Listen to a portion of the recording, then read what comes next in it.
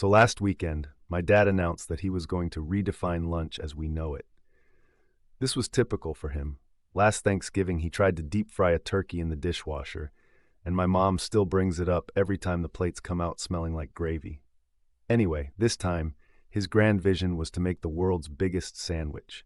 He recruited me, my little sister, and our very confused dog, promising us all a slice of history. We figured he'd stack some bread, toss in some ham, and call it a day. Oh, how wrong we were. Dad started by raiding the fridge like a contestant on a cooking show with no time limit and even less common sense. He stacked together an unholy alliance of turkey, cold pizza, leftover spaghetti, and, because he read somewhere that greens are important, an entire head of iceberg lettuce unchopped. Soon, he realized we didn't have bread big enough for his ambitions, so he taped together 8 slices with peanut butter glue. For structural integrity.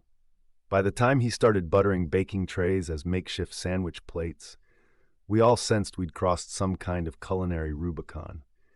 Things escalated when Dad, unsatisfied with the sandwich's height profile, decided it needed a crouton layer. He announced he was off to forage for carbs. 15 minutes later, we saw him across the street, negotiating with Mr. Henderson about borrowing his mailbox. I watched in horror as my dad, with the confidence of a man who's never once read a city ordinance, balanced the mailbox atop the sandwich stack. My sister asked if this was even legal, but Dad just whispered, "Gastronomy knows no law." The grand unveiling attracted most of the neighborhood, including a very confused mailman who just wanted to know where Wednesday's letters had gone. As Dad tried to slice the monstrosity, the mailbox slid off, sending a tidal wave of mustard flying onto Mrs. Peterson's poodle.